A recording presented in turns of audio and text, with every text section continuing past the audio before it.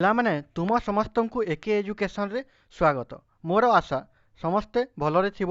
ସୂର୍ଯ୍ୟ ଯେପରି ନିଜେ ଜ୍ୱଳିଥାଏ ଓ ସମ୍ପୂର୍ଣ୍ଣ ପୃଥିବୀକୁ ଆଲୋକିତ କରେ, ତୁମେମାନେ ମଧ୍ୟ କଠୋର ପରିଶ୍ରମ କରି ନିଜର ତଥା ନିଜ ପିତାମାତାଙ୍କର ନାମକୁ ଉଜ୍ଜ୍ୱଳ କର। ଆଜି ତୁମମାନଙ୍କ ପାଇଁ ମୁଁ ନେଇ ଆସିଛି ଗୋଟିଏ ଗୁରୁତ୍ୱପୂର୍ଣ୍ଣ ଭିଡ଼ିଓ। ଏହି ଭିଡ଼ିଓରେ ଆମେ 2021 ବୋର୍ଡ଼ ପରୀକ୍ଷାରେ କେଉଁ ବିଷୟରୁ କେତେ ମାର୍କ ଆସିବ ତାହା ଆଲୋଚନା କରିବା। ପ୍ରଥମେ ଦେଖିବା ଇଂରାଜୀ।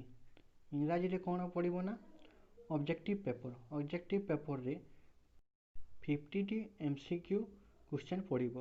ପ୍ରତ୍ୟେକ କ୍ୱେଶ୍ଚନ୍ର ମୂଲ୍ୟ ହେଲା 1 ମାର୍କ ଏବଂ କ୍ୱେଶ୍ଚନ୍ ଗୁଡ଼ିକ ଆସିବ detailed text, non detailed text ଏବଂ ଗ୍ରାମାରରୁ। ଦେଖିବା ସବଜେକ୍ଟିଭ୍ କେଉଁଠାରୁ ଆସିବ। 30 ମାର୍କର ଲଙ୍ଗ୍ କ୍ୱେଶ୍ଚନ୍ ଆସିବ। କ୍ୱେଶ୍ଚନ୍ 1ରେ ପ୍ରୋଜ୍ ଓ ପୋଏଟ୍ରି ଠାରୁ ପ୍ରଶ୍ନ ଆସିବ। ପ୍ରୋଜ୍ରୁ 2ଟି କ୍ୱେଶ୍ଚନ୍ ଆସିବ, ସେଥିମଧ୍ୟରୁ ଗୋଟିଏ କରିବ ଏବଂ ପୋଏଟ୍ରିରୁ 2ଟି କ୍ୱେଶ୍ଚନ୍ ଆସିବ, ତା ମଧ୍ୟରୁ ଗୋଟିଏ କରିବ। ପ୍ରତ୍ୟେକ କ୍ୱେଶ୍ଚନ୍ର ମୂଲ୍ୟ ରହିବ 5 ମାର୍କ।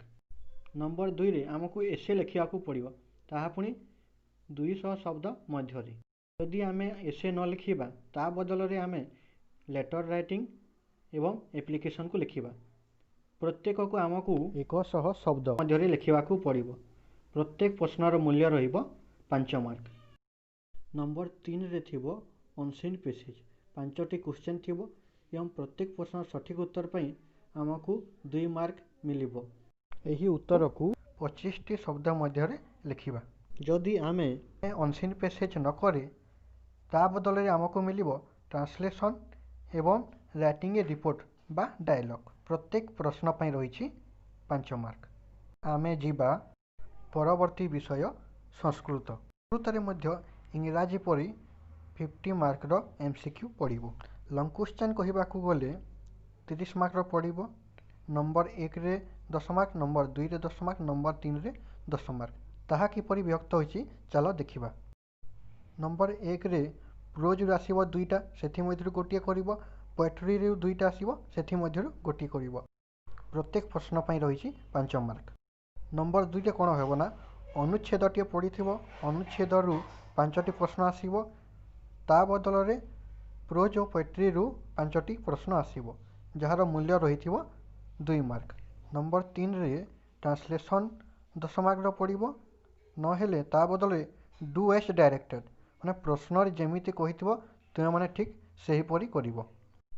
ଏବେ ଆମେ ଯିବା ଆମର ପରବର୍ତ୍ତୀ ବିଷୟ, ଯାହାକି ହେଉଛି ଗଣିତ। ଗଣିତରେ ମଧ୍ୟ 50 ମାର୍କର MCQ ପଡ଼ିବ। ସବଜେକ୍ଟିଭ୍ କଥା ଦେଖିବାକୁ ଗଲେ କ୍ୱେଶ୍ଚନ୍ 1ରେ ଲେଖାଯାଇଛି କ'ଣ, 2 question will be set from algebra, ମାନେ ବୀଜଗଣିତରୁ 2ଟି ପ୍ରଶ୍ନ ଆସିବ। କେମିତି ଆସିବ? କ୍ୱେଶ୍ଚନ୍ 1କୁ ଭାଗ ଏ ଓ ଭାଗ ବିରେ ବିଭକ୍ତ କରାଯାଇଥିବ। ଏରେ 2ଟି ପ୍ରଶ୍ନ ଥିବ, ସେଥିମଧ୍ୟରୁ ଗୋଟିଏ କରିବ ଏବଂ ବିରେ 2ଟି ପ୍ରଶ୍ନ ଥିବ, ସେଥିମଧ୍ୟରୁ ଗୋଟିଏ କରିବ। ଠିକ୍ ସେହିପରି ନମ୍ବର 2କୁ ମଧ୍ୟ ଏ ଓ ବିରେ ଭାଗ କରାଯାଇଥିବ। ଏରେ ଆଲଜେବ୍ରା ବା ବୀଜଗଣିତରୁ ପ୍ରଶ୍ନ ଆସିବ ଏବଂ ବିରେ ତ୍ରିକୋଣମିତିରୁ ପ୍ରଶ୍ନ ଆସିବ। ଯଦି ଆମେ ନମ୍ବର 3 କଥା ଦେଖିବା, ଏରେ ଜ୍ୟାମିତିରୁ ପ୍ରଶ୍ନ ଆସିବ ଏବଂ ବିରେ ପରିମିତିରୁ ପ୍ରଶ୍ନ ଆସିବ। ଏବେ ଆମେ ପରବର୍ତ୍ତୀ ବିଷୟ ଦେଖିବା ବିଜ୍ଞାନ। ପ୍ରଥମେ ଭୌତିକ ବିଜ୍ଞାନ। ଭୌତିକ ବିଜ୍ଞାନର ସର୍ବମୋଟ ମାର୍କ ହେଲା 40। ସେଥିମଧ୍ୟରୁ MCQର ମାର୍କ ହେଲା 25 ଏବଂ ସବଜେକ୍ଟିଭର ପୂର୍ଣ୍ଣ ସଂଖ୍ୟା ହେଲା 15। ସେହି 15 ମାର୍କ କିପରି ପଡ଼ିବ? 2ଟି ପ୍ରଶ୍ନ ପଡ଼ିବ, ନମ୍ବର 1 ଓ ନମ୍ବର 2। କିନ୍ତୁ ନମ୍ବର 1ରେ 3ଟି ବିଟ୍ର ଅଲ୍ଟରନେଟିଭ୍ ପ୍ରଶ୍ନ ଥିବ। ପ୍ରଥମ ବିଟ୍ ହେବ 3 ମାର୍କର, ଦ୍ୱିତୀୟ ବିଟ୍ ହେବ 3 ମାର୍କର, ତୃତୀୟ ବିଟ୍ ହେବ 2 ମାର୍କର। ସମୁଦାୟ ମିଶି 8 ମାର୍କ। ନମ୍ବର 2ରେ 2ଟି ବିଟ୍ର ଅଲ୍ଟରନେଟିଭ୍ ପ୍ରଶ୍ନ ଥିବ। ପ୍ରଥମ ବିଟ୍ର ମାର୍କ 4 ଓ ଦ୍ୱିତୀୟ ବିଟ୍ର ମାର୍କ 3। ଯଦି ଆମେ ଜୀବବିଜ୍ଞାନ କଥା ଚିନ୍ତା କରିବା, ତାହା ସମ୍ପୂର୍ଣ୍ଣ ରୂପେ ଭୌତିକ ବିଜ୍ଞାନ ସହ ସମାନ ଅଟେ। ଏବେ ଆମେ ଆଲୋଚନା କରିବା ଇତିହାସ ଓ ନଗର ବିଜ୍ଞାନ।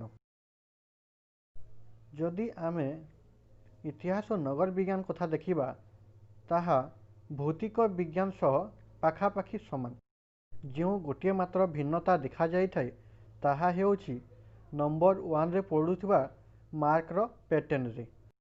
ଯେପରି ଭୌତିକ ବିଜ୍ଞାନରେ 3 ମାର୍କ, 3 ମାର୍କ ଓ 2 ମାର୍କର 3ଟି ବିଟ୍ ଥାଏ, ସେହିପରି ଇତିହାସ ଓ ନଗର ବିଜ୍ଞାନରେ 4 ମାର୍କ, 2 ମାର୍କ ଓ 2 ମାର୍କର ବିଟ୍ ରହିଅଛି।